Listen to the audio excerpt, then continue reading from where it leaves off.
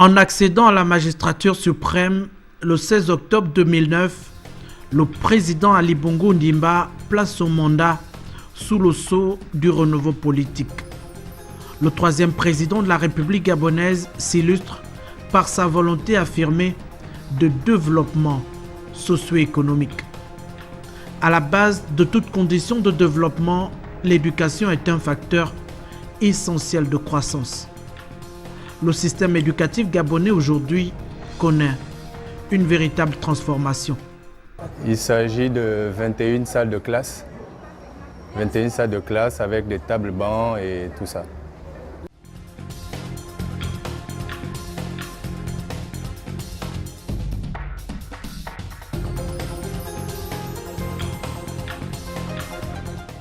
Bref, les nouveaux bâtiments sont très bien faits.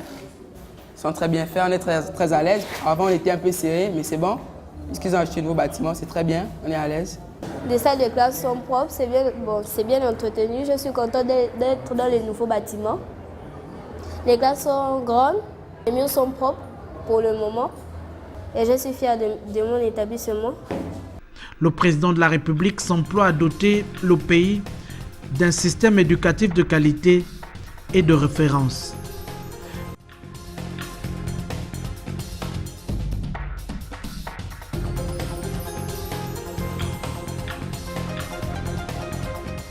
La mise en œuvre des grands projets du gouvernement dans le domaine de la formation et des infrastructures prend forme. La scolarisation et la formation de la jeunesse constituent une préoccupation majeure pour les autorités. L'effort de développement dans ce secteur est colossal. Il a permis de lancer des chantiers et des réformes utiles. Depuis l'année 2010, de nombreux bâtiments scolaires ont été construits et réhabilités à travers la capitale et le Gabon tout entier.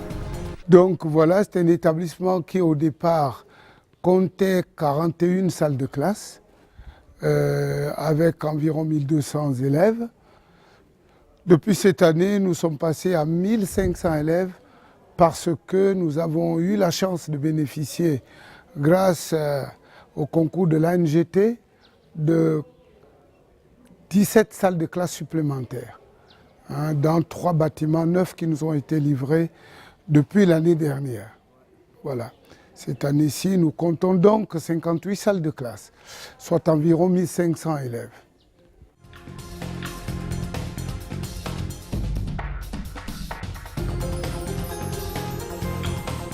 Oui, l'offre d'accueil a largement augmenté, mais nous n'avons pas utilisé la totalité des salles de classe que nous avons cette année. D'ailleurs, en dehors de 17 salles de classe, il faut signaler que l'ANGT a pu réhabiliter, non, aménager et moderniser 4 salles de laboratoire. Voilà, plus un bloc sanitaire. Sous la conduite de l'Agence nationale des grands travaux, le maître d'ouvrage délégué, les initiatives pour améliorer l'offre éducative au Gabon se multiplient. Dans l'esprit et la lettre des États généraux de l'éducation du 17 mai 2010, le processus de construction du nouveau système éducatif est en marche. Cette année, nous avons livré 3 bâtiments, donc 2 bâtiments de 6 salles de classe et un bâtiment de 5 salles de classe. Il y a aussi eu à livrer un bloc sanitaire et une finition de 5 salles de laboratoire. C'est pas mal, ça nous satisfait parce que ça permet aussi que nous puissions avoir plus d'élèves dans les salles, nous puissions être normalement, le nombre normal, quoi, ne soit pas embêtés. Le souci, c'est peut-être le problème d'eau qui se pose sur le site. Donc ici, nous avons un problème d'eau et un problème d'électricité. Par contre, on a un gros problème avec la route. On ne peut pas facilement accéder aux salles de classe.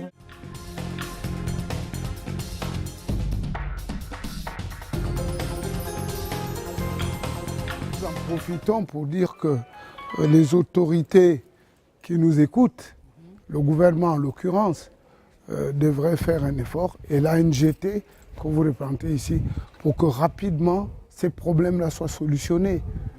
L'emprunt de l'État d'une enveloppe de plus de 155 milliards de francs CFA a largement contribué à la concrétisation de cette politique. Et ici, nous sommes au CS d'Aoungu, où l'entreprise Angako, une entreprise locale, a eu effectué les travaux de construction de ce bâtiment que vous pouvez apercevoir derrière moi, de 4 salles de classe, notamment 2 salles de classe en bas, 2 salles de classe en haut. Et nous avons également, en dehors de ces salles de classe, nous avons créé une allée, c'est-à-dire des escaliers sur le flanc, sur ma droite, également, tout en conservant également les escaliers que vous aviez sur le bâtiment existant. Et au niveau de ces salles de classe, vous avez un certain nombre de modifications été apportées par rapport aux anciennes salles de classe qu'on faisait avant. Vous avez notamment, pour ce qui est de la lumière, qui a été améliorée. Nous avons pu installer les doubles réglettes avec miroir, comme l'avait recommandé le ministre de l'Éducation nationale.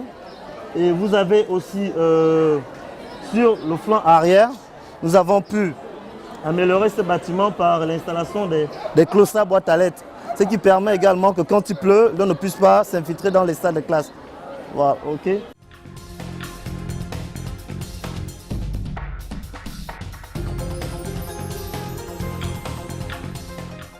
L'an dernier, il n'y avait pas encore de bâtiments, on était encore en train de construire, on était encore dans les salles de classe. Mais ici, vraiment, la 4e B, les salles de classe, vraiment, c'est vraiment merveilleux. Avant ma prise de fonction, nous avions dans cet établissement 18 salles de classe pédagogiques. Avec la construction des 4 salles de classe que nous venons à peine de recevoir, nous passons à 26 salles de classe, 26 divisions, dont 24 salles de classe pédagogiques. Ça soulage autant que nous avons quand même pu baisser le nombre de classes virtuelles. On entend par classe virtuelle les classes en turnover. L'année dernière, nous en avons 6. Cette année, nous en avons 2 qui tournent en turnover. Donc, c'est dire que les salles de classe que nous avons reçues nous ont énormément apporté. Indépendamment du problème de barrières, nous souhaitons aussi qu'on nous ajoute quelques autres salles de classe pour arriver au rêve, n'est-ce pas, tant bercé par le président de la République, de voir les jeunes Gabonais être tout au plus 35 élèves par classe. Dans cette dynamique, la loi 21-2011, promulguée le 14 février 2012, offre de nouvelles perspectives et consacre véritablement la révolution du système éducatif gabonais. Ici, nous avons réhabilité en fait tout ce qui était comme problème d'étanchéité au niveau d'ici, dans le bâtiment. L'ensemble des bâtiments, on a refait l'étanchéité des 2 bâtiments parce que bien avant les travaux, ils étaient pratiquement hors fonctionnels déjà. Quand il pleuvait, l'établissement était obligé de déplacer les enfants, sinon les mettre à l'abri des salles de classe là où il n'y avait pas ce problème en fait. Et aujourd'hui, le bâtiment, l'établissement peut en jouir totalement de sa fonctionnalité en termes d'étanchéité. L'électricité également, on a tout refait à neuf également. La plomberie également aussi a été refaite. Et effectivement, bon, avec le ravalement qu'on peut constater sur la peinture et tout ce que cela prend.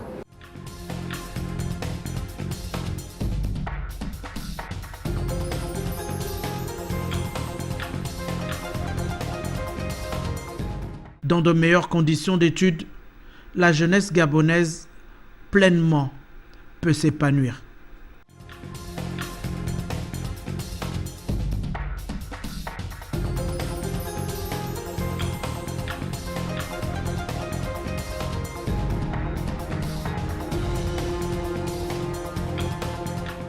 Oui, nous nous sentons bien, c'est mieux que l'année dernière en tout cas.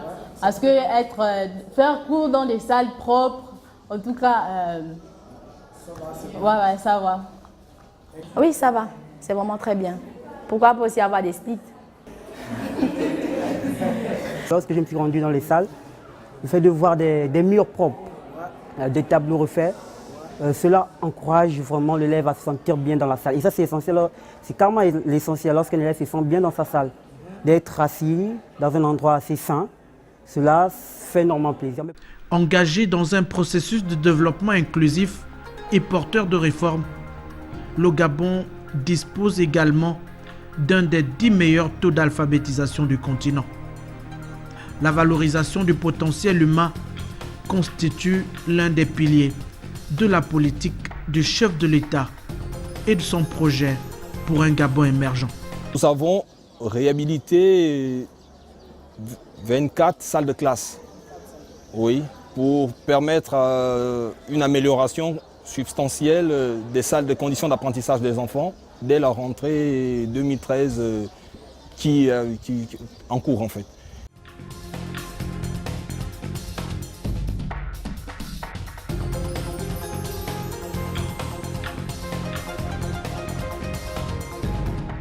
On a réalisé l'étanchéité, la plomberie, l'électricité, la peinture, les carrelages, les vestiaires, les terrassements, les jardins, quelques banques publiques. La vision de développement du pays est donc claire. Pour le président de la République, l'éducation est une pierre essentielle du développement. Elle a surtout un impact direct sur l'épanouissement des communautés et constitue un puissant facteur de lutte contre les discriminations. Au niveau de l'entretien, nous sommes là pour veiller à ce que, par rapport un peu à cette rénovation que nous venons de réceptionner, que le bâtiment soit conservé proprement jusqu'à la fin de l'année.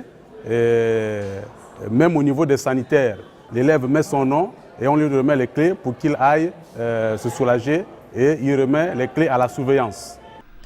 L'amélioration de l'offre d'accueil aujourd'hui rime avec le renforcement des compétences et le développement des pratiques pédagogiques adaptées. Au Gabon, aujourd'hui véritablement, le système éducatif participe davantage à l'assimilation des valeurs intellectuelles, physiques, civiques et morales universelles, fondement même de la société. Nous avons commencé par le bâtiment EG1 et EG2 aujourd'hui. Dans une deuxième étape, ça sera le bâtiment scientifique. Et la troisième étape, dans le cadre du même projet, ça sera le bâtiment de l'infirmerie. Aujourd'hui, je dois dire, j'exprime une grande fierté, tout comme l'ensemble de la communauté scolaire, le fait justement de pouvoir bénéficier des bâtiments qui viennent d'être réhabilités avec tout le confort.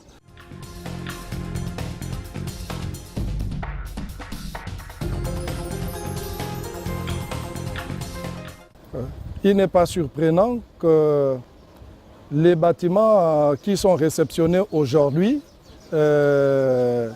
soient des bâtiments dont les travaux sont de très bonne qualité. Ce que nous espérons simplement, c'est que nous en ferons bon usage, c'est-à-dire que les élèves, les surveillants et le personnel enseignant qui fréquentent ces bâtiments puissent le garder en état de propriété tel que nous le voyons. L'un des symboles de la politique du président de la République en faveur de l'éducation reste l'université Omar Bongo.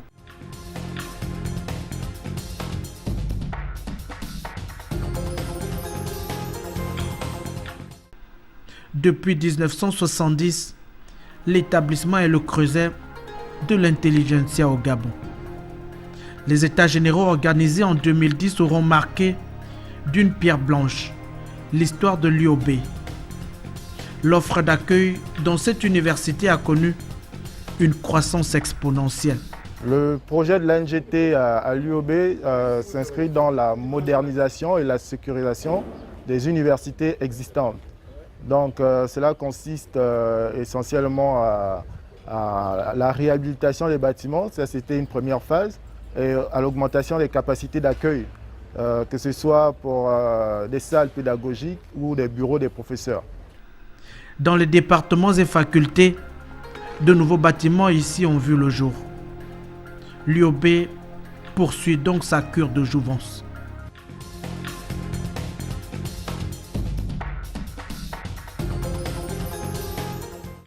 En plus de la rénovation du restaurant universitaire et de plusieurs bâtiments existants, l'université Omar Bongo offre un visage de plus en plus reluisant. Nous avons réhabilité 40 bâtiments courant août-septembre 2012. 40 bâtiments, c'est-à-dire 75 salles de classe et 105 bureaux. Et en termes d'augmentation des capacités d'accueil, avec les bâtiments qui ont été construits dans le nouveau pôle universitaire, nous avons pu construire 20 salles de classe, 20 nouvelles salles de classe et 30 nouveaux bureaux pour les enseignants. Et un amphithéâtre de 1200 places. Symbole de cette politique de rénovation, le pavillon F, entièrement réhabilité. La structure désormais s'offre avec toutes les commodités d'une cité universitaire moderne.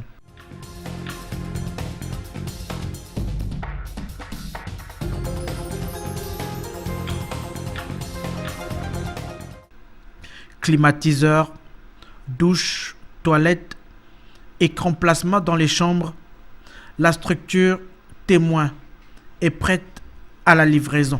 En termes de projection, l'NGT a initié ce qu'on appelle chez nous un master plan qui prend en compte le court terme, le moyen terme et le long terme.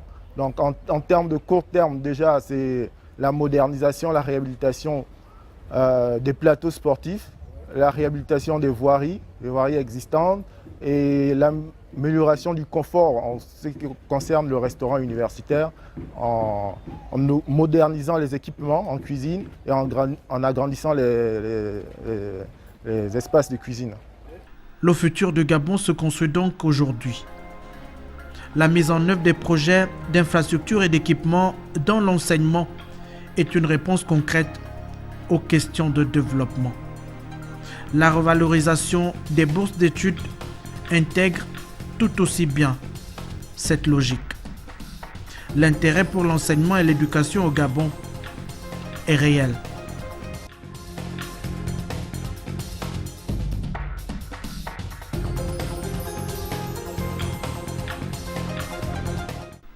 L'effort de développement consenti aujourd'hui permet d'accroître les facilités d'accès à l'éducation, mais surtout de rehausser encore le taux d'alphabétisation qui atteint déjà les 95%.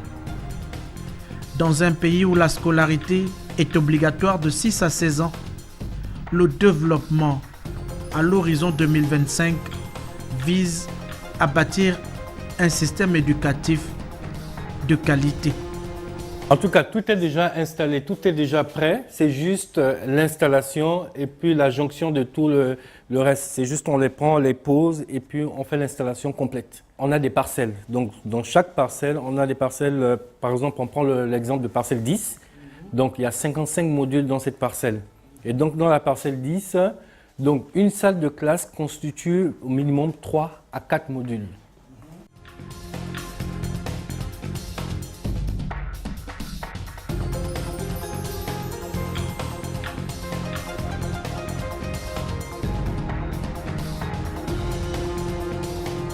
Donc ce SICA nous permet de pouvoir ne pas avoir de l'érosion.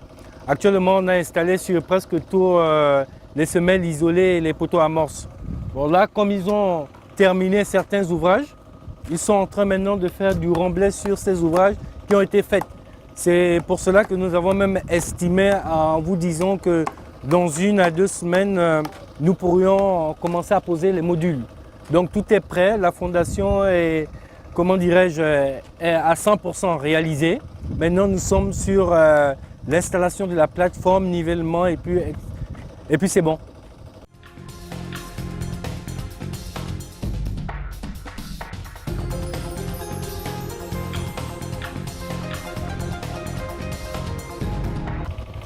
Là, nous sommes sur une voile.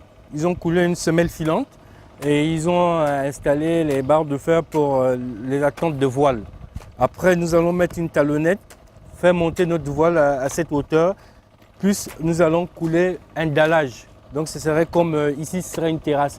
C'est-à-dire nos modules viendront juste poser jusqu'ici, les portes sont là et on atterrit directement à la terrasse ici. 13 salles de classe devraient voir le jour ici sur ce site. Une salle informatique, un laboratoire devraient compléter l'arsenal éducatif. Le tout dédié à l'enseignement et l'éducation de 35 élèves pour chacune des classes à venir. Les avantages que nous avons, c'est que dans la parcelle 1 et 10, nous avons des écoles primaires. Et la parcelle 5 et 3, ce seront des écoles secondaires. Les enfants qui habitent dans ces parcelles n'iront plus loin.